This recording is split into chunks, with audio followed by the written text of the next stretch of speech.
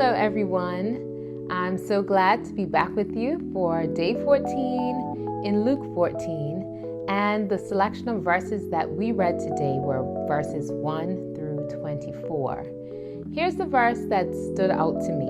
It was verse 13, and it simply says, "But when you give a banquet, invite the poor, the crippled, the lame, the blind." Here, Jesus encourages care for the unlikely, for the often unseen, the often left out, the often overlooked. And it's true that we are often more prone to care for our family, for our friends, for our acquaintances, the people that we naturally see. And when we become aware of their needs, we're more inclined to say, let me jump on board and see what I can do for you.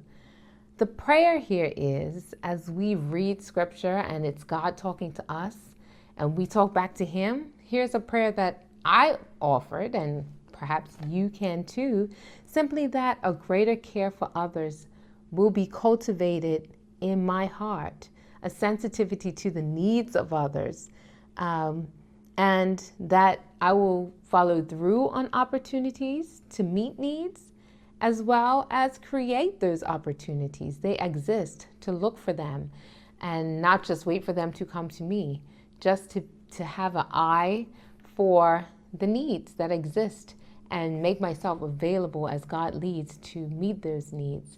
This was actually practical for me today. There was an opportunity, and there still is an opportunity for me to support an initiative.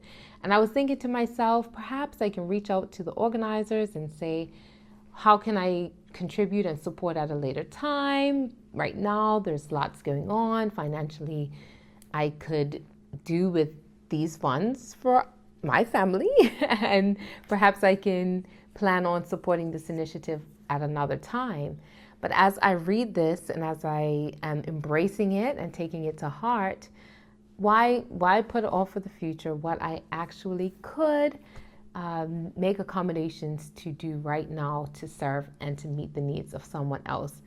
So that's what I'm going to follow through on, and I pray that the Lord is pleased with my decision. I believe this aligned for a reason.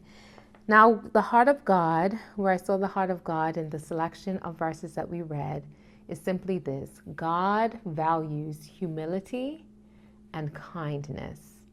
And I want Him to also just cultivate that and make that a part of my character, to make it deep, to set it deep within my heart so that it's part of who I am.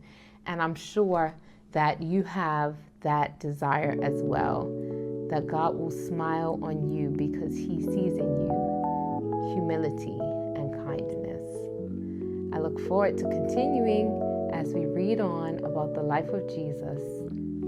Until next time.